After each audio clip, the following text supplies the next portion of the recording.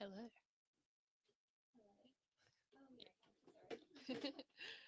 Cool. Right.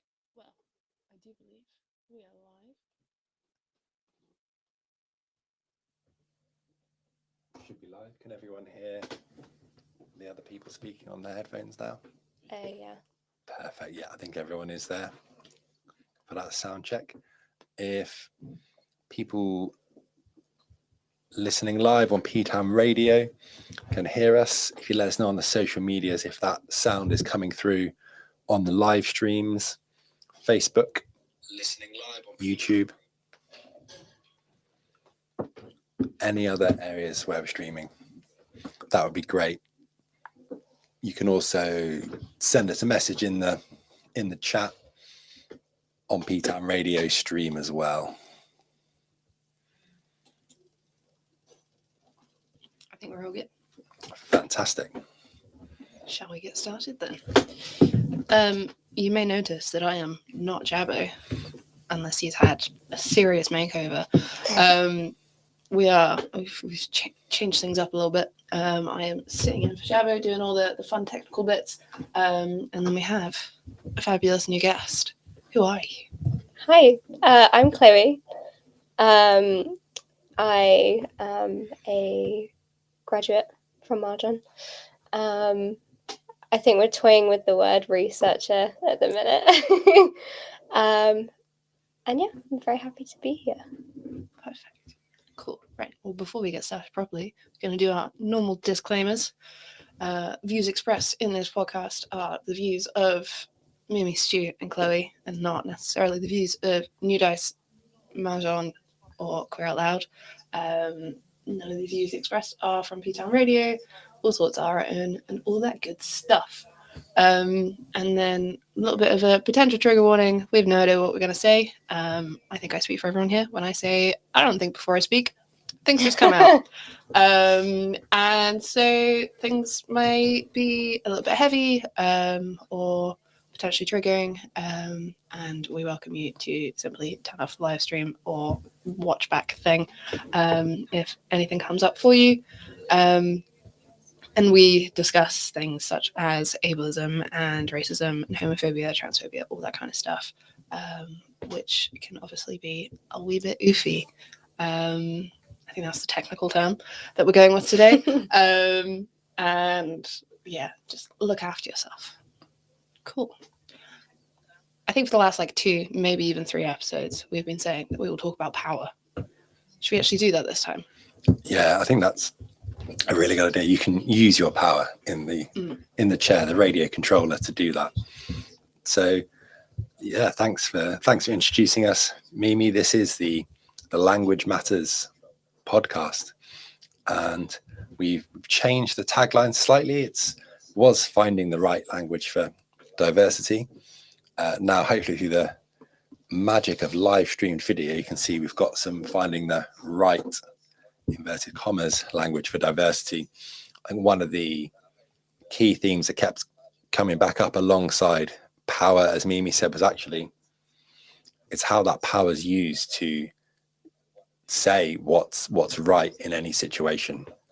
So one of our main principles for this show is that actually anyone listening can ask us anything, and then we can try and answer with empathy. Best ways to do that are messaging us via our social medias or the live stream radio chat. And we also have a Miro board where you can write digital post-it notes completely anonymously. And that is at bit.ly/ask-752. And there's a link to that board in the comments on all of the live streams, hopefully.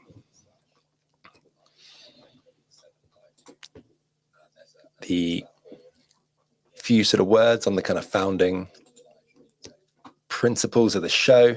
Our kind of original thing was we wanted people to join us on a dialogue and discovery, exploring nuances of language in the realm of diversity. Each episode, we try and bring individuals from diverse backgrounds, including race, disability, neurodivergence, and queer lived experience, to converge and share their perspectives and insights. The questions we sort of ask ourselves and welcome from others are, what words empower and uplift us? How do you navigate conversations around race, disability, neurodivergence, and queerness with respect, sensitivity? And how can we discover the power of inclusive language and its impact on fostering understanding and acceptance?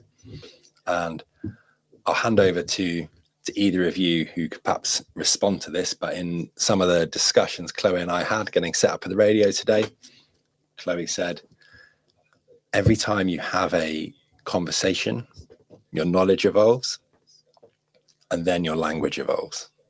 And I thought that would be a fantastic starting point for the conversation today. I'm going to put you on the spot. Want to expand? Yeah, I guess, I don't know. It was just a very candid moment and it just came out beautifully.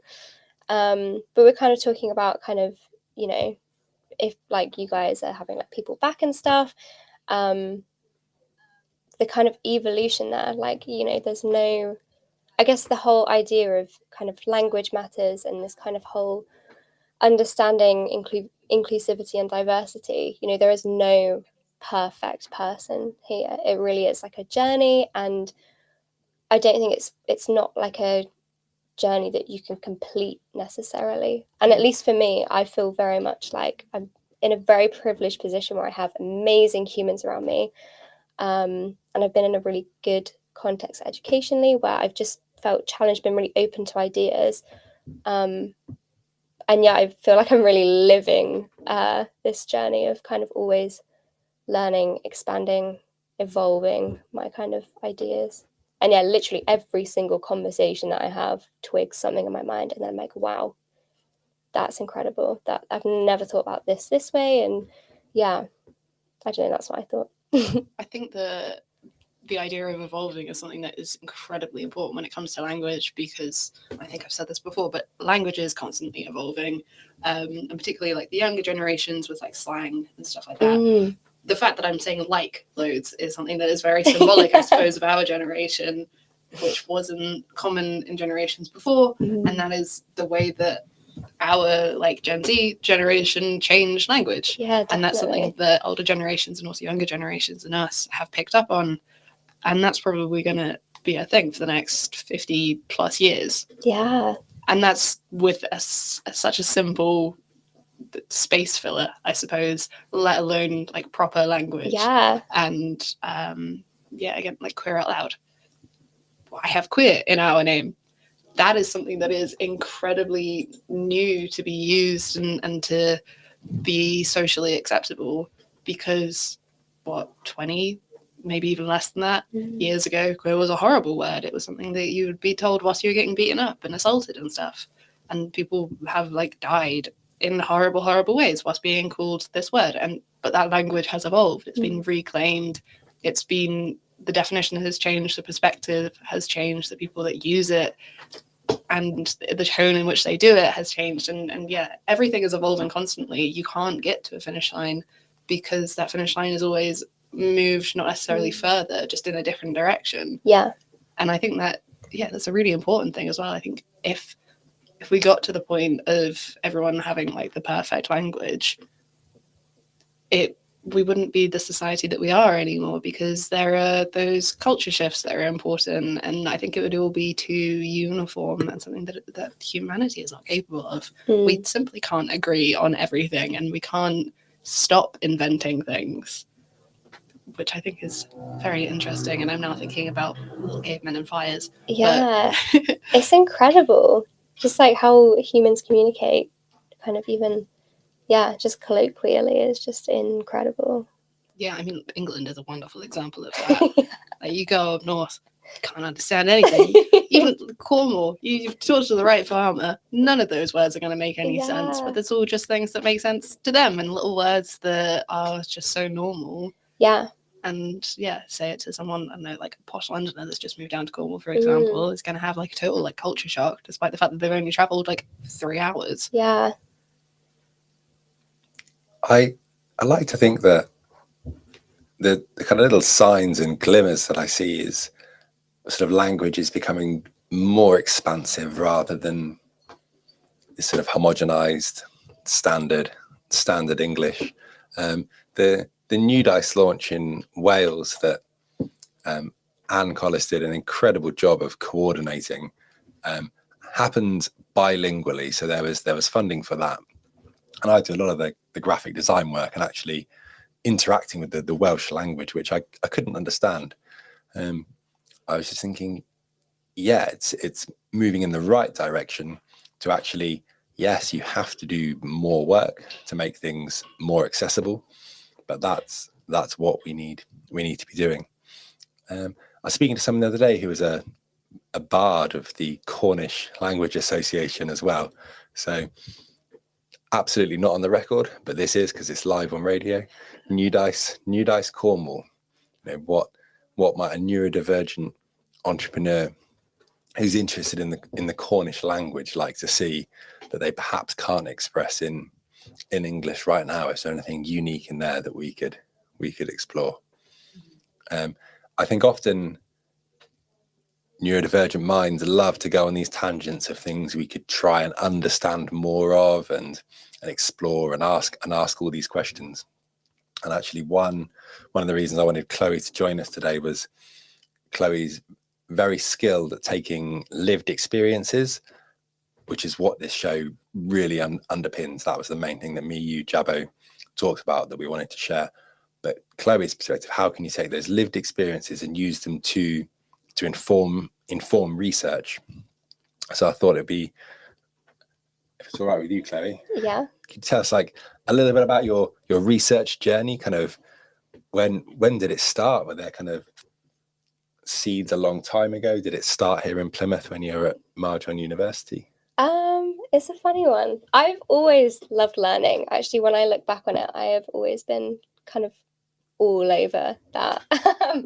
And yeah, so ended up in like a roundabout ways on the outdoor education course at Plymouth. And the kind of big piece of research that kind of we're referring to was just my undergraduate dissertation, which I've been very, very lucky to kind of take that to the International Outdoor Education Research Conference in Tokyo, which was an incredible experience.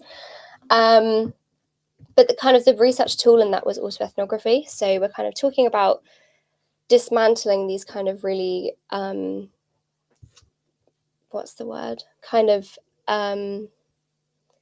colonial, hegemonic kind of norms of knowledge, and moving away from that positivist kind of idea that, you know, for knowledge to be valued, it has to be functioning in this kind of set of lines almost. And we kind of start talking about autoethnography. So it's kind of a tool where you're using your own lived experience as a researcher to position yourself in a context and then explore kind of the underpinning theories of that. So for me, I was journaling. But it started in Marjon, and Stu was literally there. We did this module on autoethnography. We went mountain biking, which was incredible. And that was the first time. And I remember being like, whoa, this is super cool. Because I don't know about what you guys think, but I think even the most far removed scientific knowledge that you will ever get, there's still an origin point where that researcher has kind of become interested in a topic, right? And it doesn't matter how far you try and kind of remove yourself, that is still there. So yeah, to actually kind of live that is super cool. And kind of for my undergraduate dissertation, I've actually found a better way of describing it because I always flail. But we're talking about dialogues here as well and starting dialogues. And actually what I wanted to do was start a dialogue about abortion in the outdoor education context because no one had done it before. And so I wrote from a personal experience of kind of, you know, I had an abortion a couple of years ago. In the aftermath of that, I kind of experienced a lot of grief, a lot of guilt, but also it was a really positive experience for me. So I kind of wanted to be like, okay, I can't be the only person feeling like this. And I found that for me, climbing was kind of really pivotal in my exploration of that. So that is kind of what I did with the hope of initiating that dialogue in the outdoor education context. And yeah, it was really well received, kind of better than I kind of ever thought. But yeah, I've kind of gone on a tangent there, but full stop, open floor. Yeah, tangents are what we're all about. And thanks to Jabbo for sort of hosting and guiding our first few shows, but also handing that power to us. There's some responsibility, some trust there to do that. I had a question about your research, Chloe. You talked about how as the sort of knowledge progresses, the language progresses. Are there some key moments in there? Did you develop your own sort of new parts of language that allowed you to understand your experiences? Oh, that's quite a good one. I think so. My research method, if you will, was just a bunch of journals. And so for me, that is quite, like, I read it and it's quite almost narrative prose kind of. So you're really like, it's from a personal point of view, but it really is painting a picture of like the landscape, the movement, what that feels like. And I think that's, yeah, I think like autoethnography, this way of doing research, we were kind of talking about it before. I think it makes knowledge more relatable to people. I really think that a lot of times, if you want someone to really care about something and engage with it, you kind of have to make them feel something. And for me, I found like autoethnography was a really good way to kind of, yeah, separate that. Because if you're reading a kind of really bland, really scientific, it's taking a context that actually there is a lot of feeling involved and kind of removing that. And that just feels really unnatural because like humans, we are feeling individuals. Like it just is our way of being in the world. And yeah, I think it really kind of allows that language to make knowledge more accessible. And that was just like a starting point. Like the evolution from there is just limitless. And it's something we've been exploring, Stu, like in just various conversations that we've had. And again, I said before, I'm really lucky that I've got a lot of really cool individuals around me that challenge my thinking, expand it, introduce me to new ideas.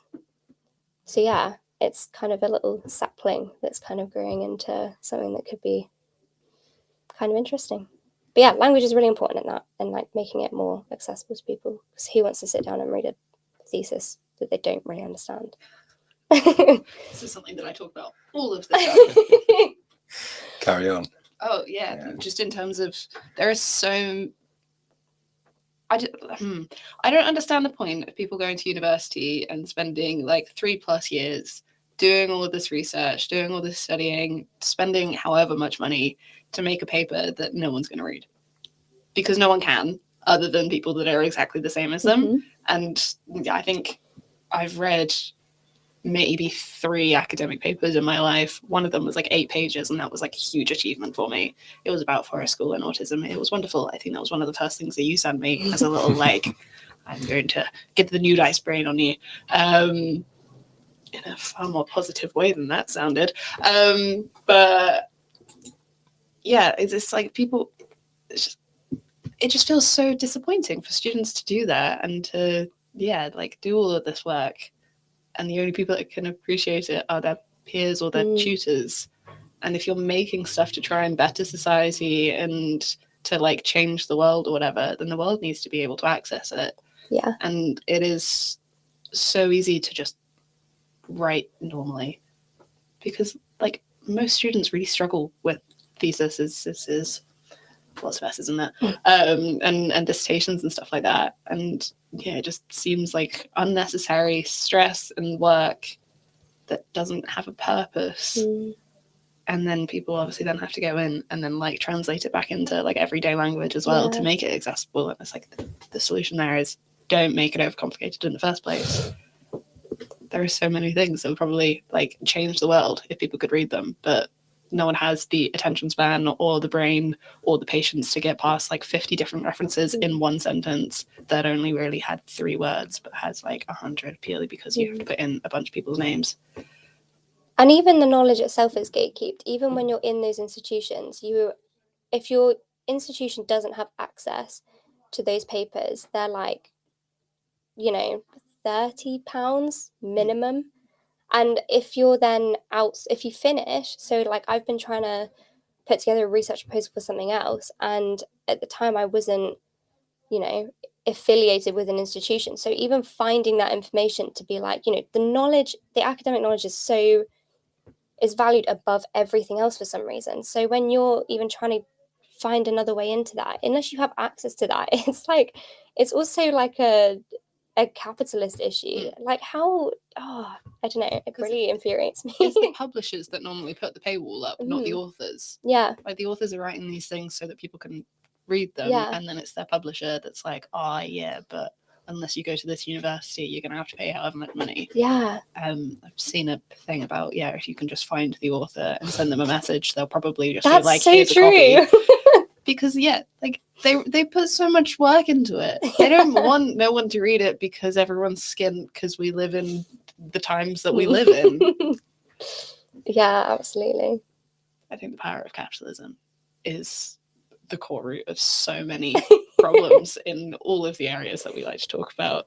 Yeah. We're going to go on an anti-capitalist rant today. Yeah, and I think if we pull ourselves back to the word that each week we seem to dodge, we've probably got a couple more minutes before we'll wrap up the show. But the idea of power and how that exists in systems that then individuals can kind of tap into that or not. I think in the lived experiences that we've shared with each other in the, different ways that we've built relationships as friends, professionals, researchers, there's often you when you feel powerless, and that's quite a scary thing to feel. But a really hard thing to do is actually when you do have power and someone challenges that's also a really, really uncomfortable feeling. And this is where I don't have language to describe my emotions. I think that's kind of, neurodivergence, alexithymia. Like we could go down a rabbit hole there. Maybe that's for another show. But for me, it's almost a direction. If you hold power, certain level of education, we've used quite a lot of big words today here on the show that maybe need a bit more explaining. We're saying we should make it accessible in plain language. I think we should almost translate some of this show. But yeah, when you hold that power and you're challenged, what do you do next with that discomfort? What do you do next with that discomfort? That's what I try and ask myself each time. What power do I have? How can I understand where it's coming from? I think it's really important to remember that, like we talk about our lived experience and any marginalization that we face because of being X, Y, Z and stuff like that. But no one is ever 100% powerless 100% of the time. Everybody always has power in a situation or another. And that could be as simple as, I don't know, your presence means that, like, if you're in like a care facility all of the time and you're maybe not able to feed yourself and stuff like that, you still have the power to make that whoever your carer is feed you. That's not necessarily a huge power, but everybody has some power in a situation. And yeah, kind of working with that, and yeah, everything can be challenged, and everybody will see that some people have significantly more power and some people wield said power in maybe not the best way. For a lot of people, obviously we have an election coming up, and that is one to be aware of, I suppose. But yeah, even within marginalized communities, there are people that have power and thus privilege that comes with it as well. Power is not always equal to privilege, but Stu, for example, is a lecturer at a university, and there is power that comes with that, and they I don't know why I'm using you as the example here. I feel kind of bad about that. But we've been talking about academics. Yeah. You have Yeah. a degree. You do stuff at a university. I did not go to university, but I am relatively good at understanding the language that comes from that because of my family's history with academia and education and stuff like that. And there are some people that would not understand any of the words that we have said today because we've gone for very overcomplicated language. I will translate things and put it onto the places that this video has been posted. And there was more to that sentence, which I've forgotten. I really felt like I was going somewhere, and then I lost it immediately. I guess the thing when we are kind of thinking about translating is that even when you're putting this knowledge into the world, it's about, you know, how are we presenting that? How are we making that more accessible? And kind of we're talking about, you know, picking apart these kind of ways of thinking, especially in places like academia where there are massive words just thrown around all the time, and you know, people ask you to define kind of, I always think a really good example is when people talk about paradigms and everyone's like, well, what is a paradigm? And I remember being in university and being like, how, like what is that? Like I have to talk about it in depth.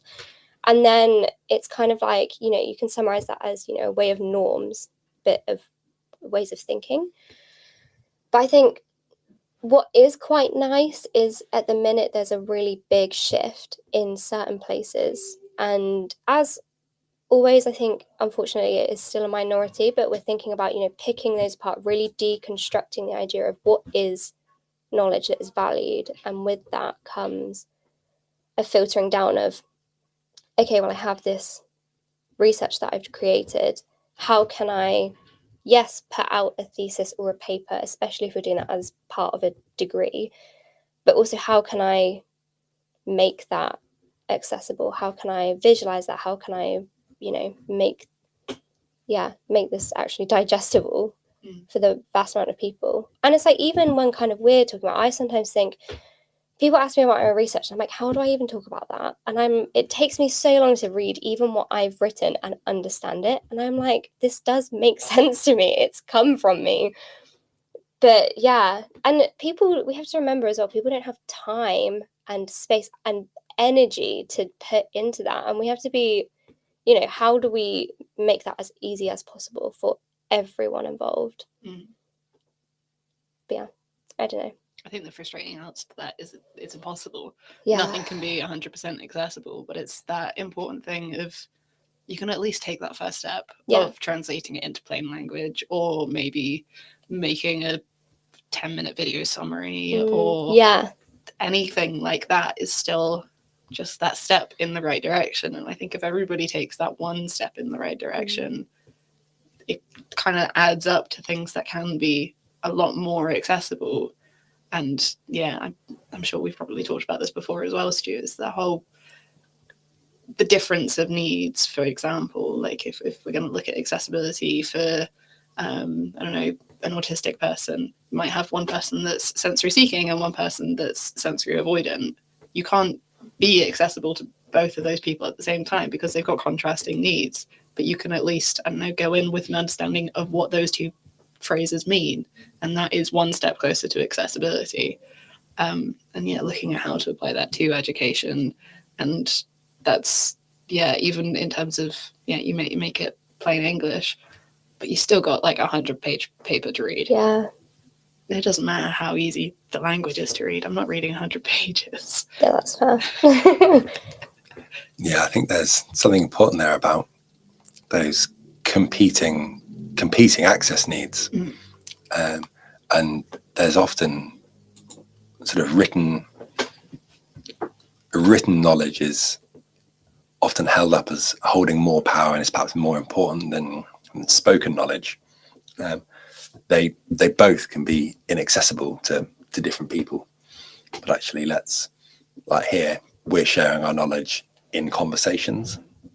We find that's a useful way to explore it. Are we trying to balance maybe some of the written work that we rely on be at an academic level or on our websites when we're trying to explain to people what we do. We write about it, but let's talk about it too. So I think this is what episode 4 now, and we're going to do 10 of these episodes. So please do get in touch with any questions you have or topics about language, about diversity, and we can answer those questions here as we go.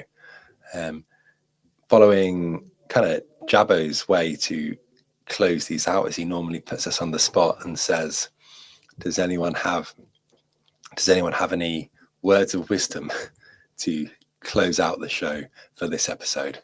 So Mimi, would you like to go first? My word of wisdom is to not decide what an episode is going to be about. Yeah. We still have not done it. Yeah. We will eventually talk about power, and it will be really, really interesting when it happens. But today is not that day. Yeah. Chloe, research is really important to you. What's your sort of piece of advice for someone who's thinking, I could never be a researcher? What would you tell them? I think you can. I don't know, if people had told me that I would be doing this, even 5 years ago, I probably would have laughed at them. I think surround yourself with kind people. Surround yourself with people that do challenge you and create a community. And also spread that kindness, that space, that kind of sense of love in yourself as well. And it's not a linear journey. And you don't have to, if those normal ways of thinking and being don't match up with you, don't worry about it. It is knowledge. We've been told that knowledge is one way of being, and that is just so far from the truth. And yeah, find people that are willing to kind of help introduce you to ways of thinking like that. And I nominate myself for that for everyone. I'm like, woo, please. I don't know. And I'm still very much like a baby sapling. Yeah. So we're all learning, we're all growing, we're all thinking about these things. Research also doesn't have to be done at university. Exactly. Social research, action research, just interacting with humans. What was the one that you said earlier? Experiential research? Oh, we were talking about experiential learning, yeah. Experiential research, yeah. I mean, yeah, the opportunities are limitless. In a way, we're kind of researching every day. We're all trying to figure out how to be or not to be in this world, it's all made up, really. Science is just doing things and writing it down. That is it. Totally gonna really upset some fancy scientists by saying that. But that is all it is. There you go. My words of wisdom for the day are just insulting universities and scientists. Nice. And then I'll close with the thoughts that we kind of shared, trying to make sense of this all. Was believe people's lived experience outside the spectrum of acceptable opinion. So perhaps maybe that could be our segue to power in another episode. Actually, yeah, who has the power? Who's controlling what that acceptable opinion is? And what are those feelings of powerlessness when your lived experience isn't allowed to be in those areas of discussion?